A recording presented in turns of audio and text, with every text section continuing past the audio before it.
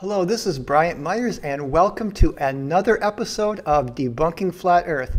In this video, which is part 4 of my review of my debate with Austin Whitsitt, we've got a really good one tonight. I'm going to go over flat Earth science and how it's just a complete and utter fail and what their main misunderstanding is, and we're going to really kind of get to the bottom of it tonight.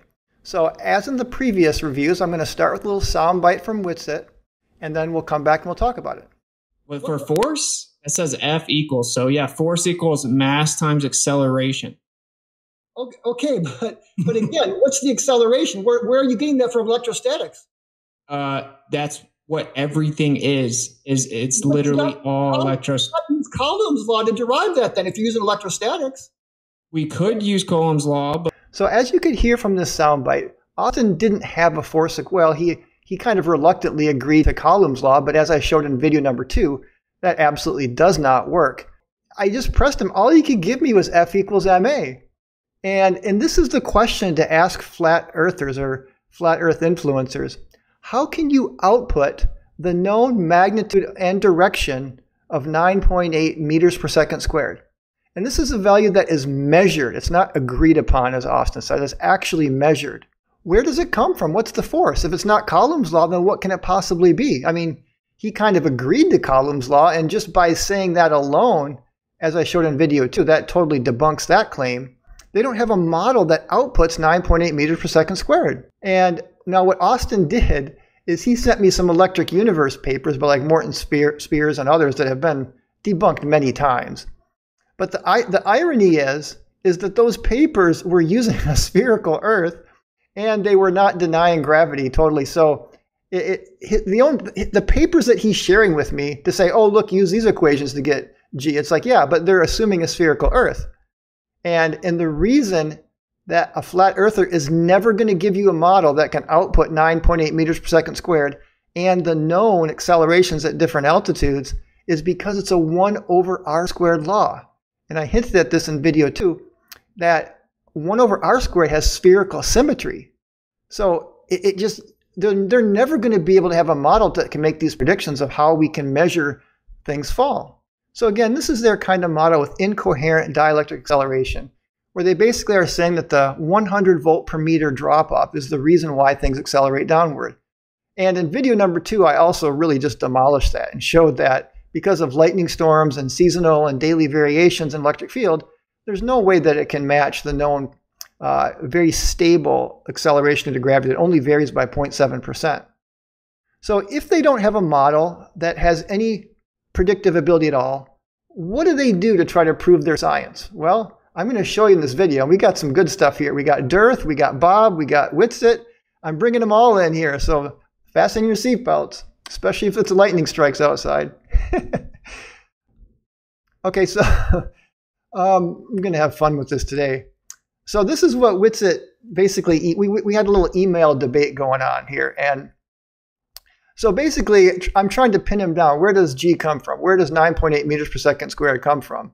And so he's going on now about how all these little experiments that they will talk about. And you heard Whitsitt talk about in the debate and you know, levitating bee pollen. And so I went through all of like, you know, Dearth stuff and what Bob was saying and what Whitsitt was saying, what he shared with me in email. And I put together, because again, they have no mathematical model. So they have to come up with some way where they quote unquote prove their model. So they can't use science, they can't use math. So they got to use these little experiments or examples in nature. So this is a pretty complete list. I know they have other demonstrations they do too, but these are the ones that are most commonly cited by Whitsitt, by Dearth, by Bob, and some of the other flat earthers that ascribe to this incoherent dielectric acceleration model. So the first thing is electrostatic pollination, which Whitsitt brought up in the debate. He talked also about bees attracting pollen by flying over them, your hair sticking up in your head during a thunderstorms, which is like Van der Graaf generated experiments, spider ballooning, one that Bob really loves, flight of bumblebees, ionic wind, clouds, lightning, fair weather electric field. And then we're going to go through a couple fun ones with Dearth and his balloon video. And then he also likes to show the MIT, which is just electro aerodynamic thrust or ionic wind, which Whitsitt also mentioned. And electromagnetic tethering and then Whitsitt's corona motor. So this is a fairly exhaustive list on what these flat earthers think prove their model. And again, by prove, that means it can't be falsified. So it's really not even science at all by saying that. And I want to just really hone in, like, what is their main sort of misunderstanding, thinking that these experiments prove their model? And I really figured it out. It just kind of dawned on me. It's like, of course, they don't understand what a free body diagram is. They don't understand that more than one force can act on a body at once. And so you can see this right here, I circled in green. Whitsitt's saying that he can do these experiments and making things go up or down, change the speed, and change weight. No, you're not changing weight. You're not able to calculate a free body diagram. You don't understand that there's more than one force acting on these things. So I also highlighted here, things also do not always fall down, nor do they always fall down at the same rate. Again, he's not understanding what a free body diagram is. So we're going to really go through this, and we're going to kind of go over little free body diagrams. I'm not going to draw one for everything, but I'm going to kind of guide you through on all these little science experiments they do can be perfectly explained by our current model of science. In fact, they are. And there's a couple mysteries in there, but again, their model doesn't really explain these mysteries either. Okay, so when we're looking at a free body diagram, we have to, again, this is where I was trying to pin Austin down. What is your force? And again, he just says F equals ma and reluctantly agrees to the electrostatics force or Coulomb's law, which doesn't work, as I've shown. But here's some other forces that will go into some of our free body diagrams.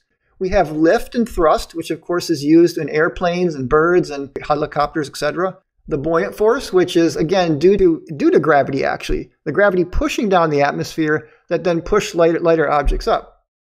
Gravitational force can even balance itself out in free fall. You have the electrostatic force, and you got drag or air resistance, friction, magnetic force, tension.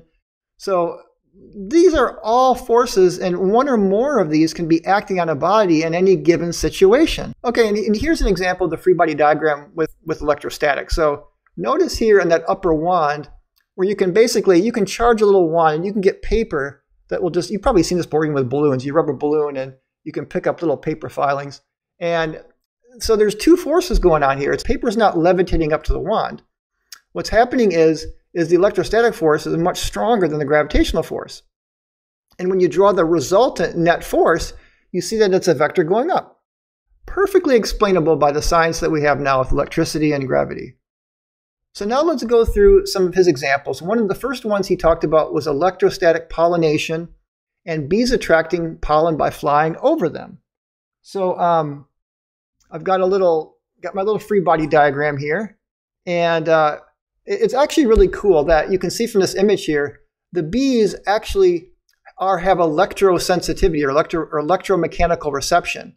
And they will move using their hairs in a very complex process. They'll move through the electric field of the earth and they'll pick up positive charge. And the flowers, the electrons in the flowers, as a lot of the earth is inherently negatively charged. So the pollen will electrostatically get attracted to the bee.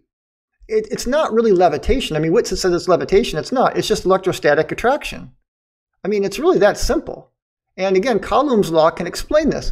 But if you draw your free body diagram here, you're going to have both the electrostatic force and the force of gravity. So the resultant force, when you add those two, you end up with a net force going up. So it's not levitation. It's just simple physics. And it's simply understanding that you can have more than one force acting on a body.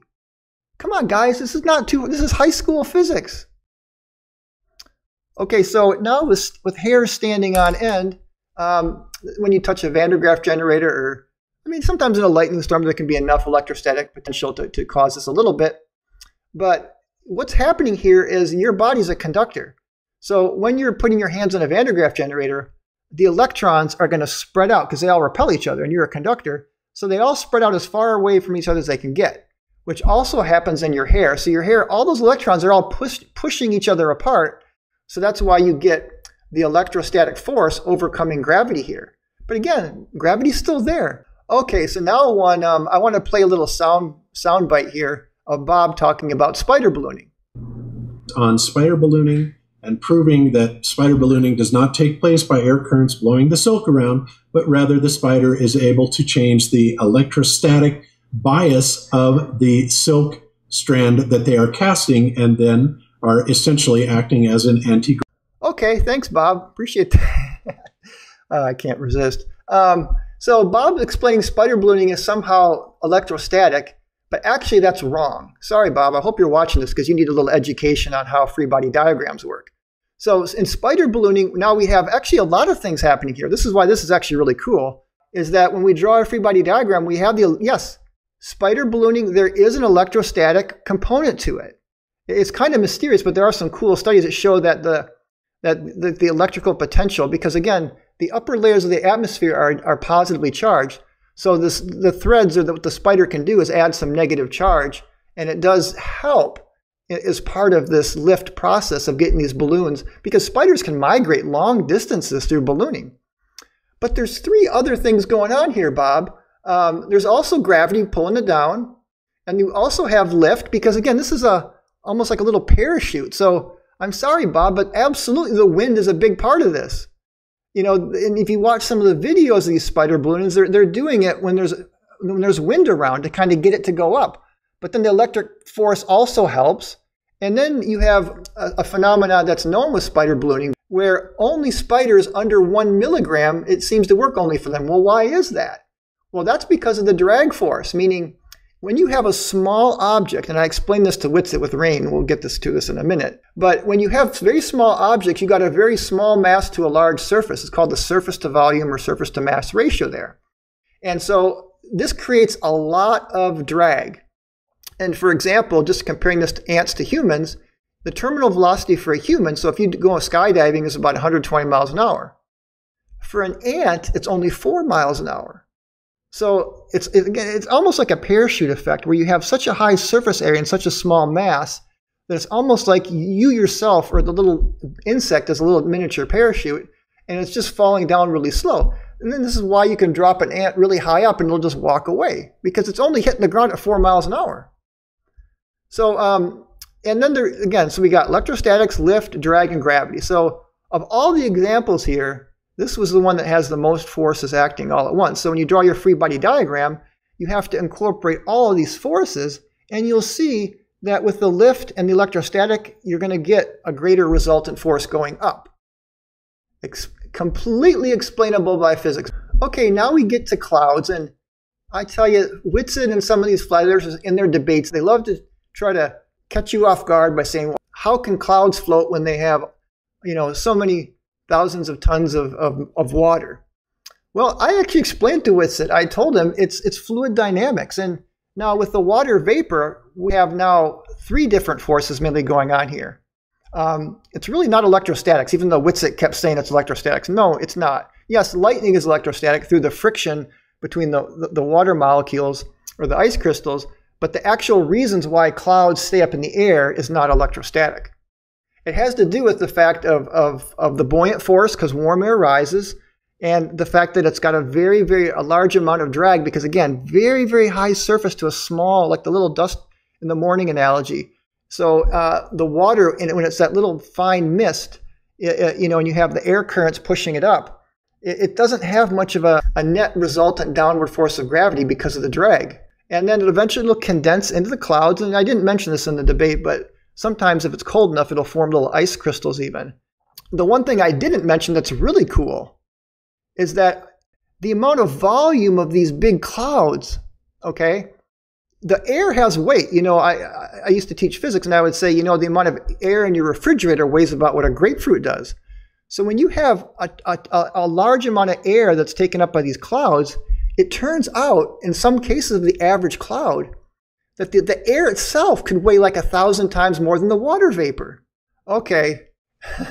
Whitsitt during the debate brought up bees shouldn't be able to fly. Well, but Dickinson in 2005 published a paper that showed exactly how bees can fly.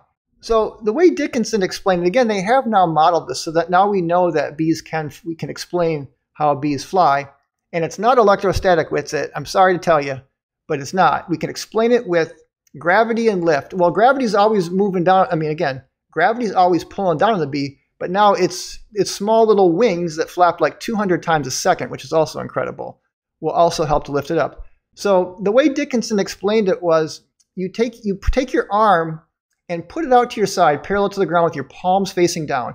Now sweep your arm forward, and when you reach out in front of you, you pull your thumb up so that you flip your arm over and your palm upwards. Now your palm is up, you sweep your arms back, and when you reach behind you, you flip your hand over and you begin again.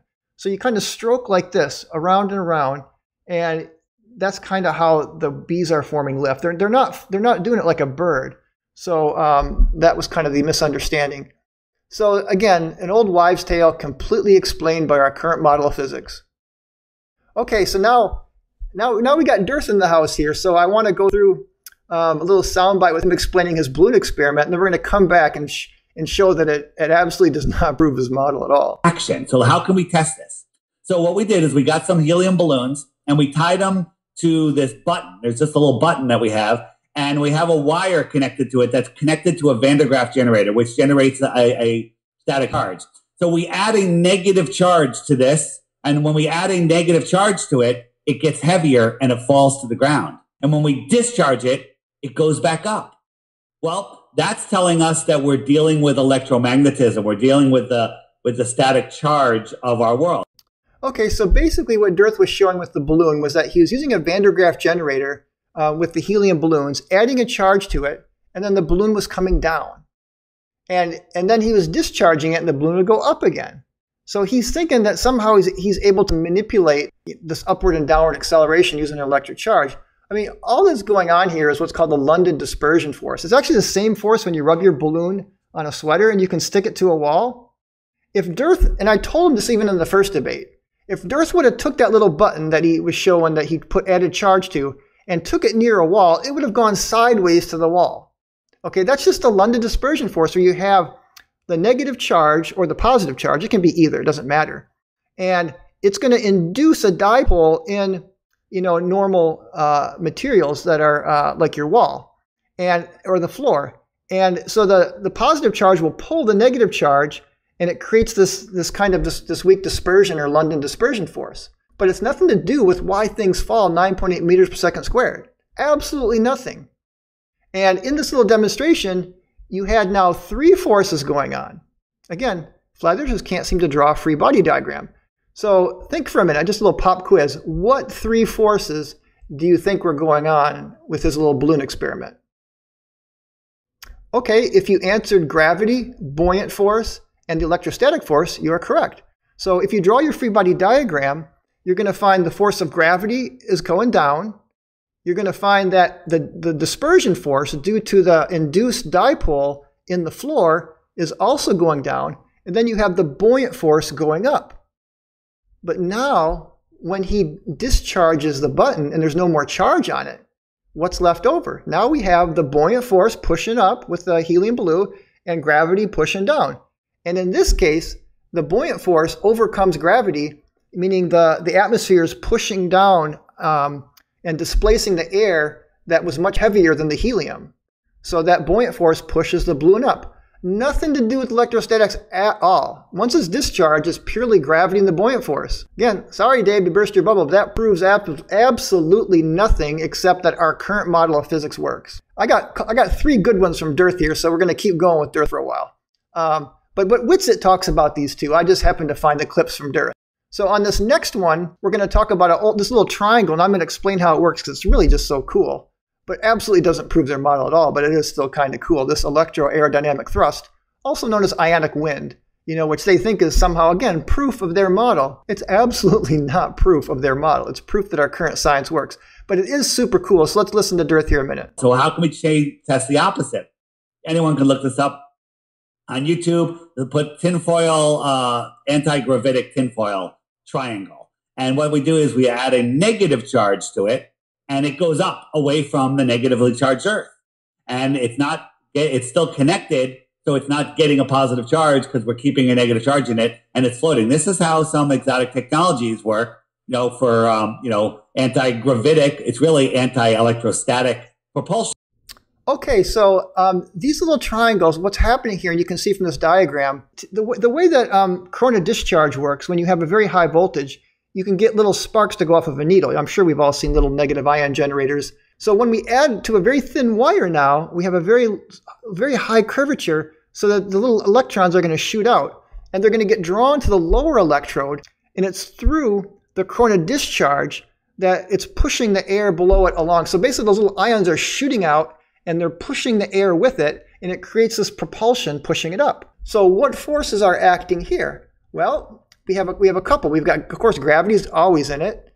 And we have this down, this is kind of more like the thrust, like a rocket thrust. So you're through momentum, we're pushing air down through this electrostatic propulsion, and it's pushing the object up. So in conclusion, to kind of recap, because the flat earthers have no model that can output 9.8 meters per second squared, which is a measured, known downward acceleration on the surface of the Earth, because they have nothing, and if they do give you something like these electric universe papers, read them carefully, because I promise you, and I'm going to do another video on this because this will be fun, they actually assume a spherical Earth. I mean, they have to. So because they can't get math to work at all with their model, and they have no model that can make any predictions, so then they kind of resort to these little science experiments or observations in nature. You guys just need to study science a little better and start to understand how these things really work, because they can be explained by our current model of science. So thank you so much. This was fun. Thanks for watching. Do like and subscribe my channel. I've got more videos coming, and I hope you have a really great evening.